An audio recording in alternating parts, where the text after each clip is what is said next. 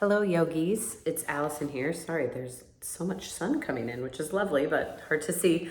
Um, so today we're going to work on a pose, Pincha, which is forearm stand. So you're basically going upside down, balancing on your forearms. It's a challenging pose, right? Part of the challenge is that you're balancing on your forearms, your head is off the ground.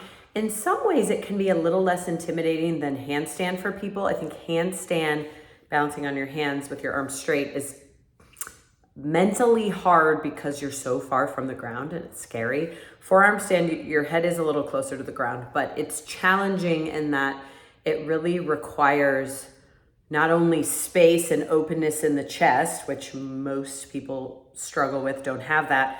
It also requires a lot of strength in the shoulder girdle. And I think especially women, we're more narrow in our upper body. We lack strength there, and all those little muscles that stabilize the shoulder girdle. It can be really difficult. And so the goal today is to make this a shorter practice, just kind of what are some of the main preparatory poses and actions that we need to maybe not do forearm stand today, but to more successfully get at least closer to it. So we're gonna focus on some core work because anytime we do an arm balance or an inversion, that's helpful, but also actions to sort of stabilize and strengthen that shoulder girdle as well as open the shoulders and chest. So you just need a couple of blocks and we're gonna start on our backs. So go ahead and meet me there.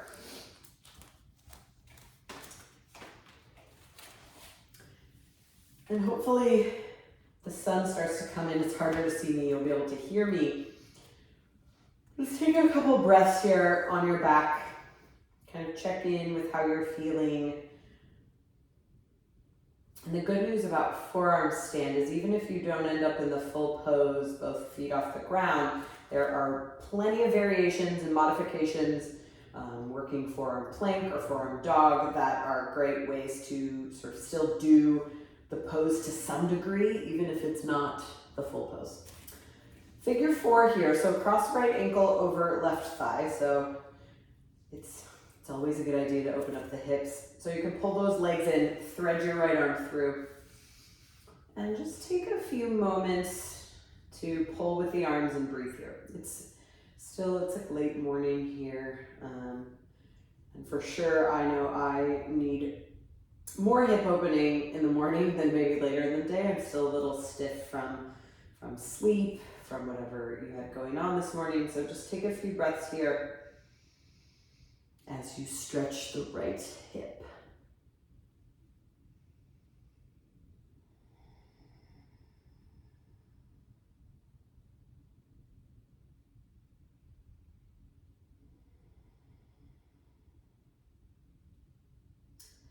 Keep your legs in figure 4, but straighten your left leg up toward the ceiling. Now, you've got a few options. You'll just sort of grab the back of the calf. Some of you can maybe grab the foot. If you have a strap nearby, you could strap the leg. But just kind of hold on to that straight left leg. Keep your left foot active, ankle inflection. Just take a few breaths here.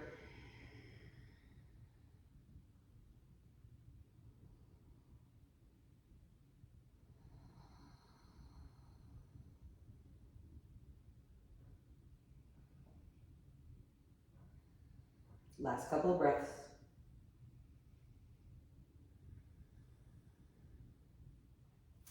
Go ahead and release, put both feet down on the ground. Take a pause, take a moment. And then you can cross your left ankle over right leg, figure 4 on this side. And same action, same work here on this side. Just pull with the arms any amount. Feel that nice stretch in the left hip. Maybe it doesn't feel that nice, but you get the point.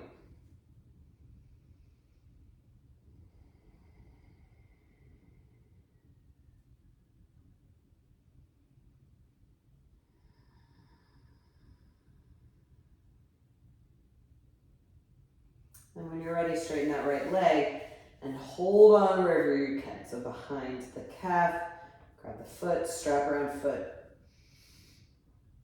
Really flex that right ankle, spread the right toes. So you're getting kind of hamstring experience in the right leg, outer hip experience in the left leg.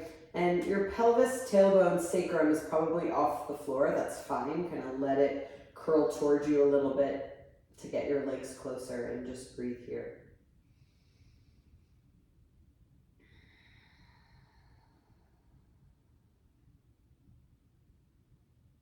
Let's take a few more breaths. You stay in it. A few more breaths. Make sure my phone camera will stay. Yeah, we're good. All right, go ahead and release that figure four Supta Palusasana combo. And just put both feet on the ground, pause, bend your knees, take a few normal breaths, check in. Depending where you're set up in your house, just make sure you can bring your arms overhead without hitting a wall and borderline too close. So just make sure you've got room. And then when you're ready, stretch both arms overhead. Let's do palms face up. And it's hard to see, right, because your arms overhead, but see if you can get those hands, arms, shoulder width. So it's very common to bring the hands too close together here. And try to glue the backs of your hands to the floor. Make your arms active, so no floppy, lazy, bent elbows, super straight, strong. And then with your knees still bent, feet on the floor for now, do a big tail tuck and push your low belly to your spine.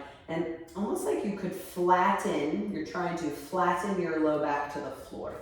And that's what I want you to focus on for the next little activity we're gonna do, is like your low back is gonna really wanna lift, and you might notice it lifting. When you notice it lifting, you've gotta back off the pose to keep low back flat. So at any point you feel low back lift, you've gone too far, back off until your low back can be flat again. And then you really wanna corset those front ribs in. So press your low back into the floor, you do a big tail tuck action, push your low belly to your spine, pull your front ribs in, and then stretch both legs straight up like an L shape.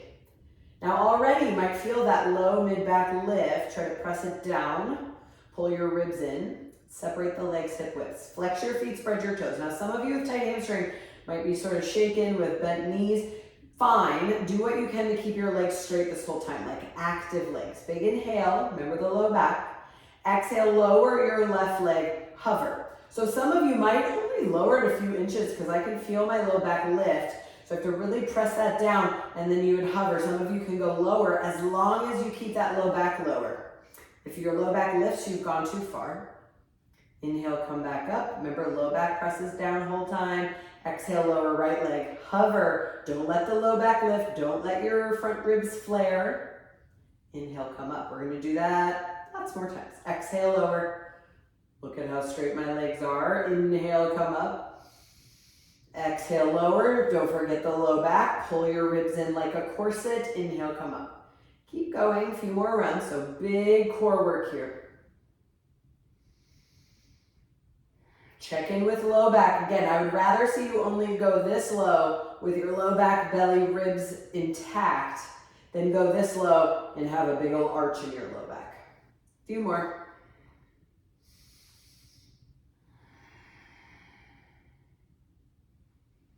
Do one more each side.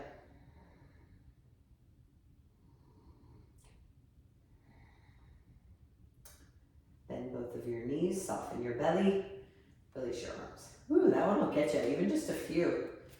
So it's really targeting deep core, not just our outer layer core, the deepest layer of core, hardest layer to get to. Hug your knees in and rock yourself up.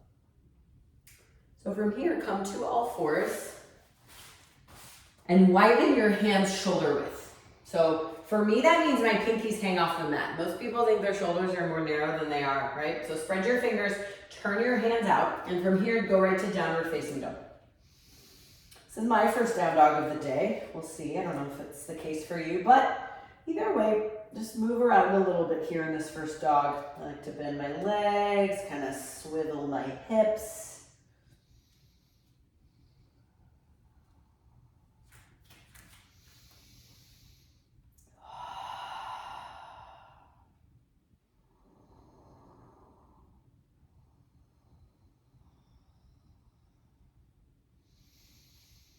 And then find stillness, take a couple of breaths.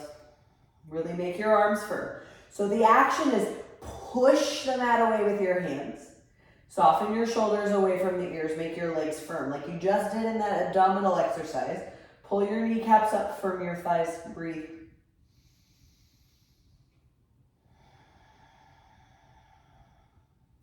Lower your knees. Grab your 2 blocks. Put them at the top of your mat on their second side, so not the flat side, not the tall side, right in the middle, like so. Then you'll bring your elbows to the blocks, and I like to always measure. Elbows are as wide as my shoulders, no narrower, no further. Palms together like you're praying, and then you'll back your knees up here. They're still under my hips, but then I'm going to try to bring my head between my arms behind the blocks.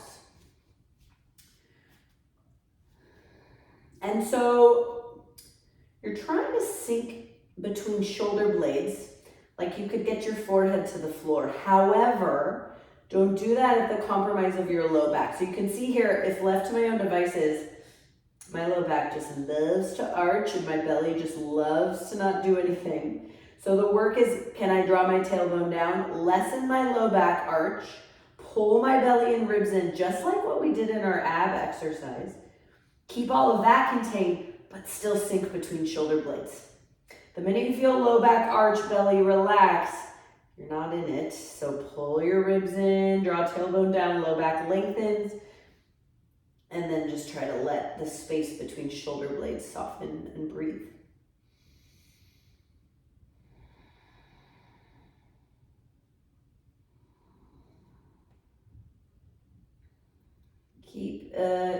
Keep everything as is. Just bend the elbows slowly, like you're trying to touch your thumbs toward the back of your spine.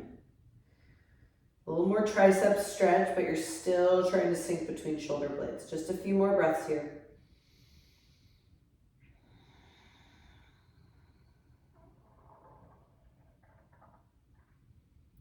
All right, go ahead and walk the knees in.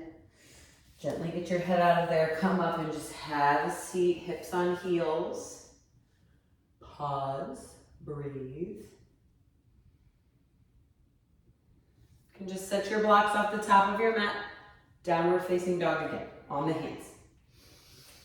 Yeah, check into like how the shoulders and chest feel.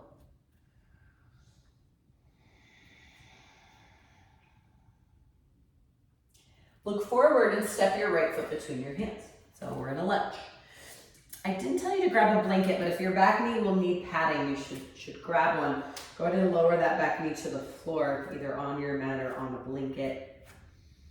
And then bring the block with you as you bring your torso upright. So the key action of Pincha forearm stand is that our upper arms are in line with our ears, our elbows are bent, and the challenge is, you can see me from the front, is that when we have our hands behind our head, our elbows like to wing out, and we're trying to keep them in line with our shoulders. That's hard, especially if you're tight. So bring the block between your 2 palms and stretch your arms straight. Push your hands into the block, bend your elbows 90 degrees. So this is the action, like you're trying to flatten your yoga block, push in, and then slowly keep arms 90 degrees. Bring your arms up overhead so the block ends up behind your head. Hug elbows, arms in towards your ears. Don't go narrower, but as wide as your shoulders. And then push the block back away from the back of your skull. Tuck your chin, so don't let your chin lift. Pull your ribs and belly back. See how I'm trying to move the block away from my head. It might not look like much, it's a lot. Push into the block with your hands, last breath. And then release. And if that's hard for you, lift the back knee down, dog. Welcome to the club. It's hard. So, often I think it's like, oh, this is hard. Yeah, skip it. And some of you may, they weren't watching, but you might skip this video because you're like, I don't like forearm stand. But I think most of us understand we sometimes have to do the stuff that's just like not our favorite. That's really hard for us. Look forward, step your left foot forward. Welcome to life, right? Lower your back knee. Bring the block with you again. Stretch your arms out, palm the block, push in like you were trying to squish your block. Bend your elbows. Inhale, bring arms overhead. Block behind your head. Push in with the hands, hug elbows in, and then push the block away from you. So those upper arms come back by your ears. Pull your ribs in, push hands into the block. And if you notice the elbows don't want to stay in, that's fine. Like, you know, this is your work. Keep working. Release. Downward dog.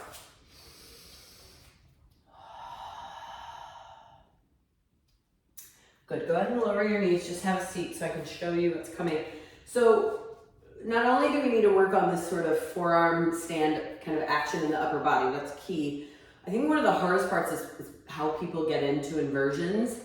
So whether you're on your hands or your forearms, we often see like, you know, sort of like flailing our legs around and like no wonder no one can get up there. And so the key is really like not only having open hamstrings but strong legs so that they can stay straight and strong and the kick up is nice and controlled.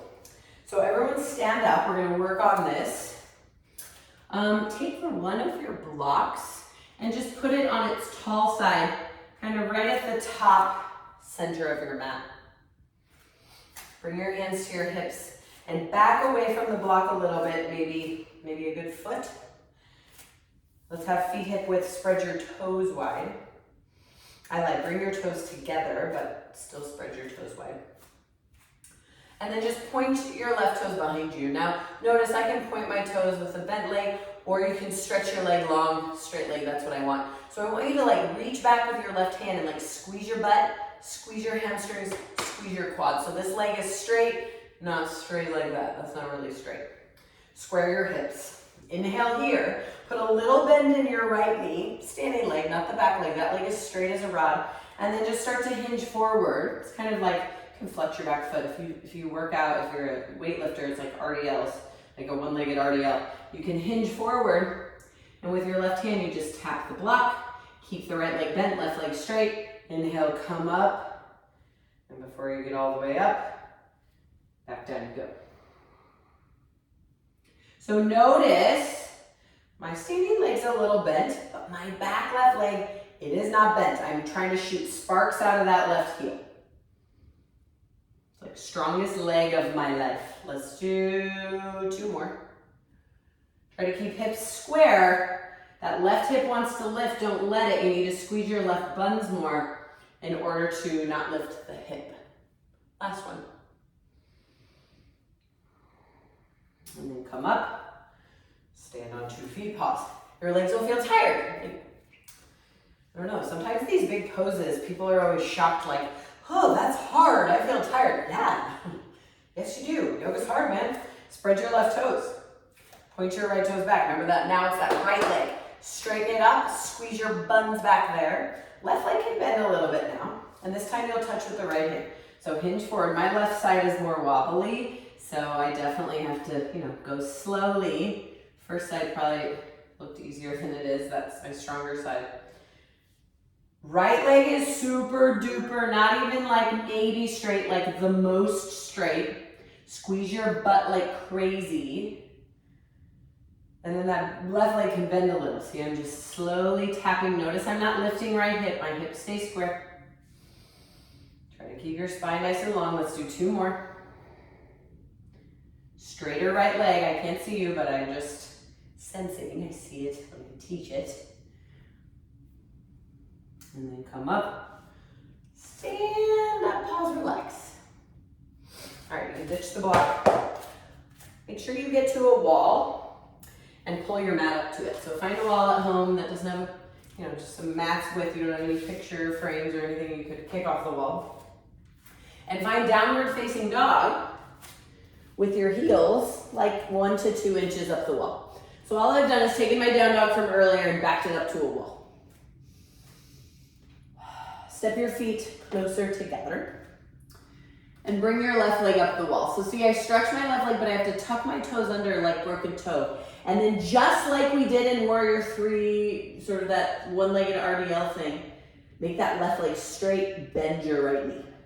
Square your hips, so my right knee is bent, my left leg is not bent. I'm shooting sparks out of my left heel, I'm squeezing left buns, and then you can straighten right leg and hold. Breathe. Try to pull your ribs in, belly back. So less arch low back, more length. Left leg straighter. One more breath. Release and switch. Right leg up. So bend your left leg first. Right leg is straight. Make it for real straight. Square the hips more. Right hip down, left hip up. And then you can re-straighten left leg. Right leg is already as straight as you possibly can. Pull your belly back. Knit your front ribs in. Breathe.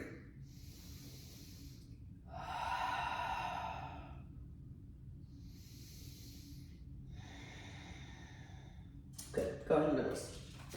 So I like to teach handstand as a prerequisite pose to forearm stand. I think it's the safest of the inversions. Your head's far away from the ground, but it tends to be scary for people because you're far away.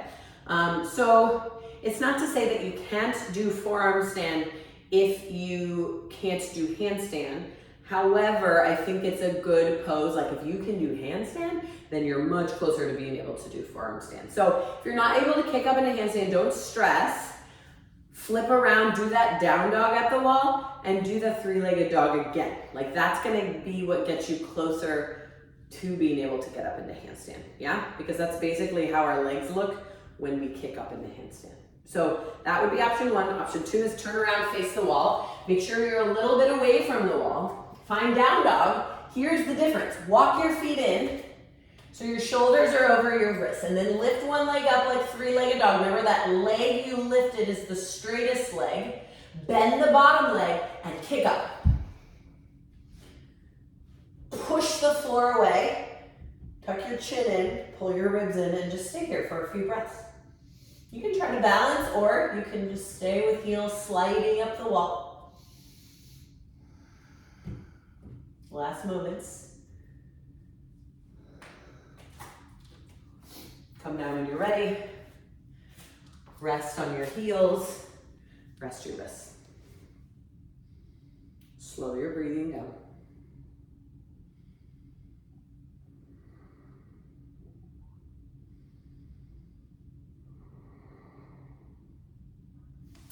Great, grab your block. Stand up, come to a wall, and you're just gonna put this block kind of on its second side, right behind your head. And that means you've got to back up a little so you're about a block's distance from the wall. I have a great hairdo for this. So you can see I'm a little bit away from the wall. I'm literally resting my head on the block. But get your feet together. Squeeze your legs like Tadasana. Tuck your tail. Pull your low belly back. Belly button back, ribs in, lift your chest up. So you're like really strong in this body. Stretch your arms out in front of you, bend your elbows, and put your palms on the block. We did this in our lunge. Your fingers are gonna kind of run into the wall, fine. Push your hands into the block like you did earlier. Hug your elbows in. Remember, shoulder width. Now keep the block on the wall. Walk your feet an inch or two away from the wall where you were, and then push the block into the wall and move your head off the block. So it's like I'm trying to jam the block into the wall and move your head away. Now notice, did the elbows just flare right out? If they did, work to hug them in. Push the block into the wall, move your head away, pull your ribs in and breathe and hold. This is essentially forearm stand, but upside down. Breathe. Notice the elbows. Good, all right, release that. So something to note, if it's really, really hard for you, like in that last pose, to prevent the elbows from flaring, fine, like you're not alone. You might benefit from what we're gonna do next, getting a strap and strapping right around like right below your elbows, around the forearms, just shoulder width, right? So you can get a little opening, but you just wanna avoid this. It just puts your shoulders in a like less safe spot, most likely less sustainable. Great. Bring your block to the top of your mat. Flat block is fine. Come down to your forearms. Once again, palm to block. So like we've done this several times. So again, if your elbows are way out, maybe you strap arms together. Otherwise, they're about shoulder width, maybe slightly wider, it's fine. Push your forearms into the floor, spread your shoulders rather, and plug shoulder blades into their sockets. See my low back wants to arch. Try to pull your ribs and belly back. Lengthen your low back and then step back into forearm plank. Forearm plank is essential to forearm dog. If you cannot hold forearm plank for just a few breaths, then this is going to be your homework. Push forearms down, lift your belly, pull your front ribs in, squeeze the crap out of your legs. And then release. So forearm dog is like step one. And if you can't do step one, nothing is wrong with you. You're a lovely human, lovely yogi. It just means like that's where your work is, because definitely you're not gonna be able to do step 2 or 3 if you can't do step 1, yeah? I'm big on like, let's get this down first before we just like shove past our limitations and go to the second thing. So your options are repeat forearm dog, or we'll go from forearm dog to, repeat forearm plank, or we'll go from forearm plank to forearm dog. So everyone resume your forearm plank position. Either stay here or bend your knees and walk your feet in. Get your hips up, forearm dog. Now here's the rub about forearm dog. I've got to straighten my legs and push your chest towards your legs. Again, you're moving those upper arms by your ears like you're moving the block away from your head, which we've done several times. The key is to not grip your shoulders up to your ears, so try to soften your upper traps. Like you're trying to push your block forward, but it's stuck. Move your chest towards your thighs, lift your belly, and breathe. This is hard for most people, to be clear, so this might be where your work stays. Release. So, let's put it all together. If you're like, man, forearm dog, I could barely do it. You know what I'm gonna say. Do it. You could back it up to the wall even and practice like forearm dog with the 3 legs. That would be a nice kind of in between step 2 and 3. So forearm plank would be option 1. Forearm dog, option 2. Option 2.5, forearm dog with leg up the wall. Or our final option is to turn around like we did in handstand and kick up. A couple of things I'll say before I let you go. Remember this like warrior 3-leg business where I was like, keep your legs straight, don't bend your knee. And you're probably like, shut up, Allison, I get it. This is where it comes in handy, because when you start to kick up, this ain't gonna get you nowhere, right? But if you find forearm dog, you lift one leg, look how straight that baby is. You can bend the bottom leg and then kick. So much easier to get upside down with strong legs. So your turn, pick your poison, do your work, try to breathe, and try to not attach all of your worth to a silly pose, right? It's like, I had started having way more fun with my yoga practice when I kind of let go of these expectations, like who the hell cares? And I just played around, like safely. But if I got up, cool. If I didn't, cool. It's kind of part of it. So last few moments to sort of pick where you want to work.